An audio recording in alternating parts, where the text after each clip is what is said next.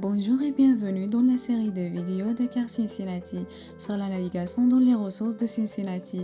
Aujourd'hui, nous allons parler des prestations publiques.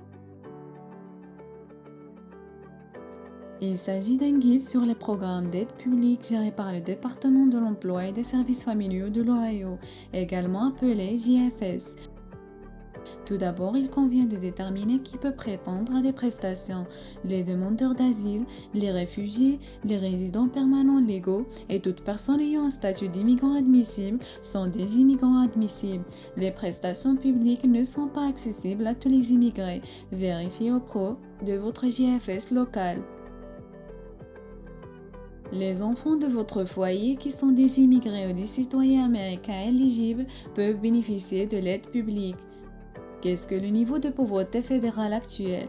Il s'agit d'un indicateur annuel de revenus publié par le ministère de la Santé et des Services sociaux, également appelé HHS. Les directives fédérales sur la pauvreté sont utilisées pour déterminer l'éligibilité à divers programmes et prestations.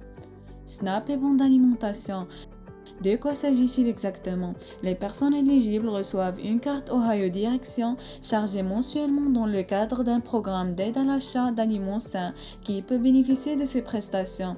Les bénéficiaires du SNAP doivent être des citoyens ou des immigrés éligibles, les familles dont le revenu mensuel est inférieur ou égal à 130% du seuil de pauvreté fédérale.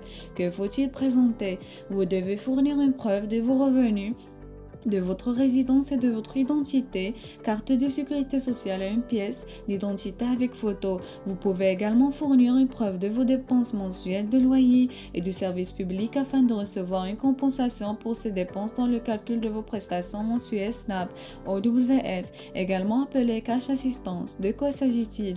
Il s'agit d'un programme d'aide financière temporaire qui aide les familles à répondre à leurs besoins financiers immédiats. Les enfants peuvent être éligibles au programme OWF même si les membres adultes de leur ménage ne le sont pas. Lorsque les membres du ménage sont éligibles au programme OWF, ils doivent justifier de leur emploi et de leur activité de recherche d'emploi.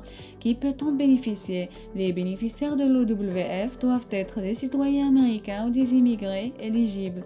Les familles avec des enfants de moins de 18 ans dont le revenu mensuel est inférieur ou égal à 50% du seuil de pauvreté fédérale. Que faut-il présenter? Vous devez fournir une attestation de revenus, de résidence et une pièce d'identité. La carte de sécurité sociale et une pièce d'identité avec photo suffit. Medicaid. Qu'est-ce que le programme Medicaid? Medicaid offre une couverture médicale aux familles qui autrement n'auraient pas accès à des soins de santé abordables. Qui peut en bénéficier? Medicaid est accessible aux citoyens américains et aux étrangers qualifiés. Les enfants ayant un numéro de sécurité sociale ou une autorisation d'emploi peuvent bénéficier de Medicaid.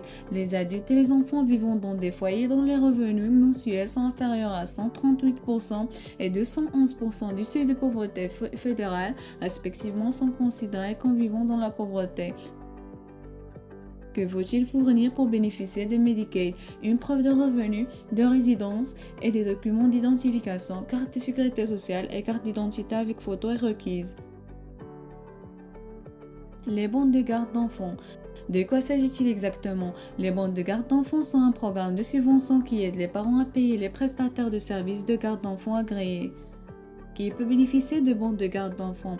Les familles avec des enfants de moins de 13 ans qui sont des citoyens américains ou des immigrés éligibles et dont le revenu mensuel est inférieur ou égal à 142% du niveau de pauvreté fédérale. Les parents ou les personnes qui s'occupent des enfants doivent avoir un emploi pour que les enfants puissent en bénéficier. Quelle information devez-vous fournir? Une preuve de revenu, de résidence, un horaire de travail délivré par l'employeur et les documents d'identification tels qu'une carte de sécurité sociale et une pièce d'identité avec photos sont nécessaires. Vous pouvez vous inscrire pour bénéficier de ces prestations en appelant le 1-844-640 Ohio 6446 en soumettant une demande en ligne ou en vous rendant dans votre bureau local du JFS.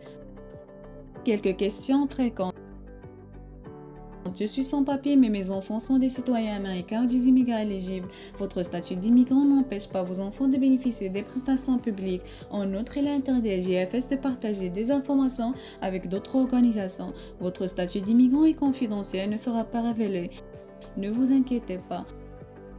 J'ai entendu dire que le fait de recevoir des allocations publiques pour mes enfants aura une incidence sur mon dossier d'immigration. Les enfants citoyens américains ou vos enfants immigrés éligibles ont le droit de recevoir des allocations aux États-Unis et cela ne compromettrait pas votre dossier d'immigration. Si vous demandez des prestations pour vous-même, veuillez d'abord discuter de votre dossier avec votre avocat spécialisé en droit de l'immigration ou avec un avocat compétent. La Legal Aid Society peut être en mesure de vous aider. J'ai entendu dire que si je reçois des aides publiques pour mes enfants, ils devront les rembourser lorsqu'ils seront adultes.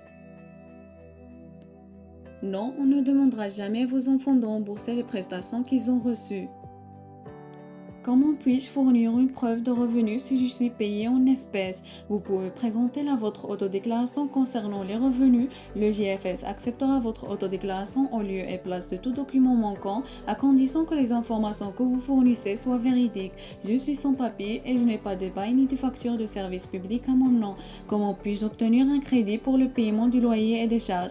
Si vous partagez le logement et que le nom de votre colocataire figure sur le bail, vous pouvez fournir ce bail ainsi que la déclaration de votre colocataire concernant le montant que vous payez chaque mois. Si votre propriétaire sait que vous vivez là, il acceptera parfois de rédiger cette déclaration pour vous. Si vous avez demandé des prestations publiques et que vous ont été refusées ou si cela fait plus de 30 jours que vous n'avez pas reçu de décision, vous pouvez contacter la Legal Aid Society au 513-241-9400 pour savoir si vous pouvez bénéficier d'une aide pour vos prestations.